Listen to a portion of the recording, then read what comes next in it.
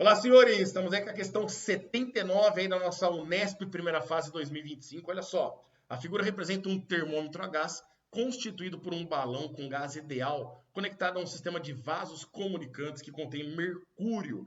Presta atenção, mercúrio, líquido mercúrio, a altura de coluna de mercúrio, assim como a de água, ela serve como referência de unidade de medida para nós, tá lembrado? Ó, pressão, quando a gente fala em pressão, você vai falar que 1 atm equivale a 1/10 a quinta Pascal, não é verdade? Ou 1/10 a quinta Newton por metro quadrado, certo? Só que aí tem a unidade de medida do mercúrio, coluna de mercúrio. Quando você pega uma coluna de mercúrio, essa coluna consegue gerar no fundo uma pressão de 1 atm quando ela possui 76 centímetros de mercúrio. Ou, como cada centímetro tem 10 milímetros, seriam 760 milímetros de mercúrio.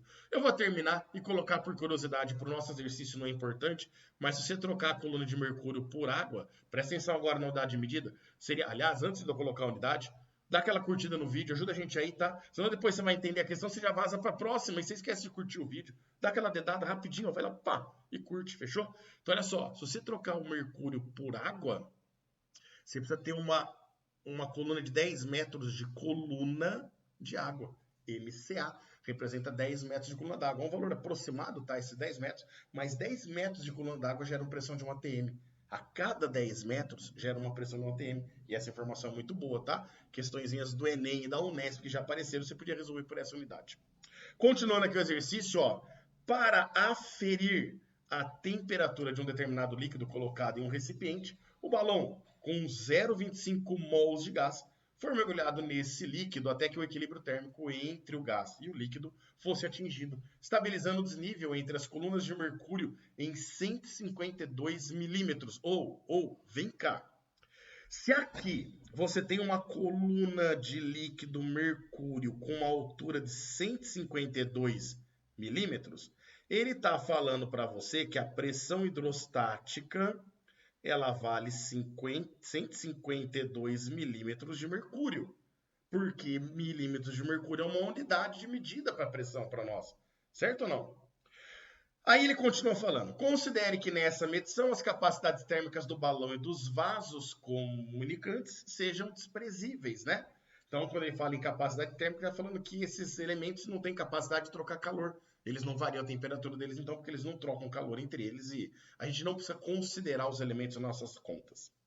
Sabendo que na situação de equilíbrio térmico, o volume ocupado pelo gás foi de 6 × 10⁻³ metros cúbicos já no sistema internacional, que a pressão atmosférica no local do experimento era de 10 a quinta Pascal. O cara foi bonzinho, hein? 10 a quinta Pascal, ele tá falando para você, ó, equivale a 760 milímetros de mercúrio. Ô, peão, peraí.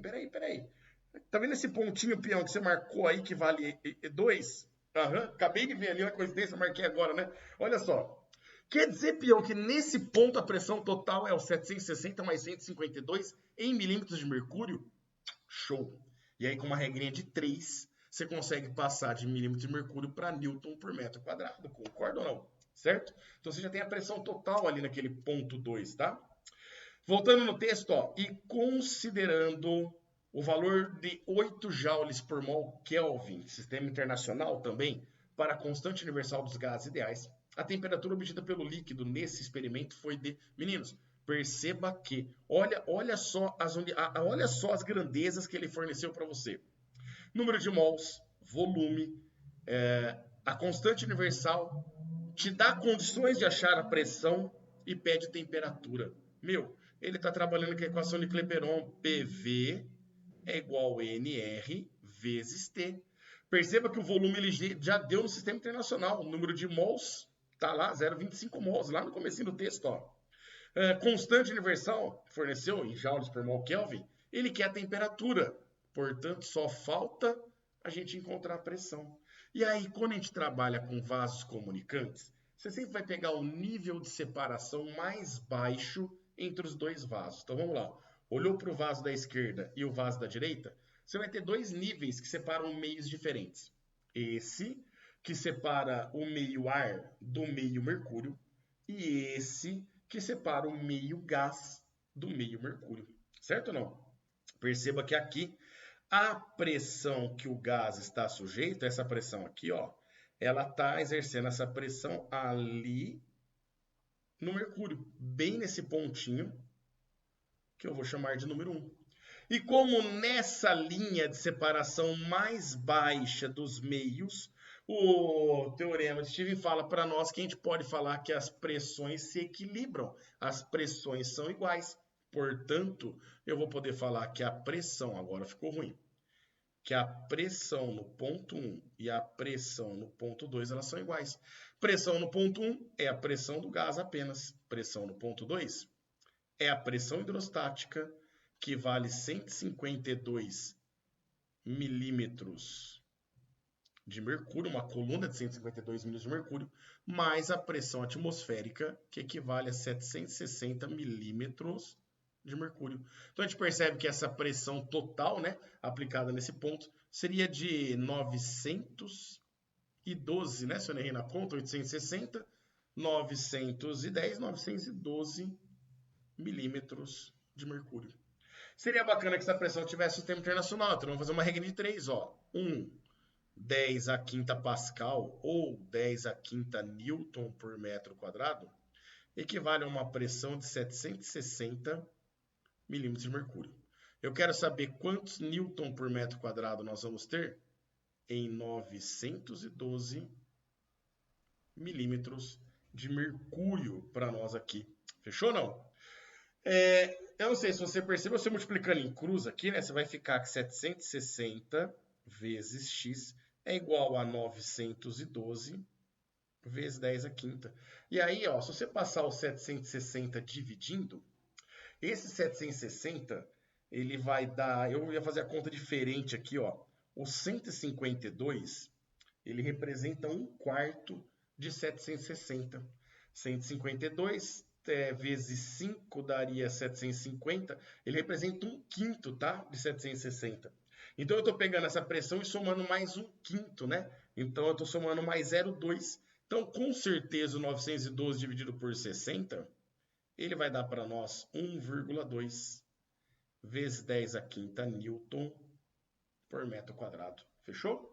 Pior, eu poderia passar os 152 milímetros para Newton por metro quadrado e depois somar já com 10 a quinta? Claro que pode, tá? Com certeza pode. Então, agora você vem na equação do Clapeyron, ó, a pressão vale 1,2 vezes 10 a quinta, vezes o volume, que vale 6 vezes 10 a menos 3 metros cúbicos. Tudo isso é igual, o número de mols são 0,25 mols. Concorda que 0,25 mols é a mesma coisa que 1/4? Então, vou colocar o 0,25 como 1/4, tá? Vezes a constante universal dos gases, que vale 8, e vezes a variação, não, vezes a temperatura para nós.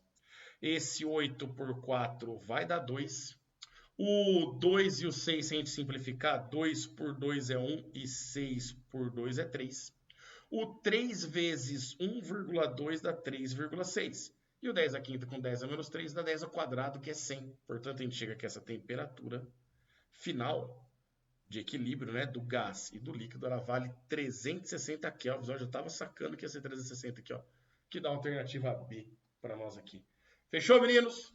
Espero que você tenha gostado. Não esquece de dar aquela curtida aí, tá? Curte o vídeo pra gente, ajuda. Deixa seus comentários aí se você gostou da questão, se deu bem nela, o que você errou. Deixa um comentário aí pra gente conversar a respeito, discutir ela. A gente se vê na próxima questão. Um grande abraço e até a próxima.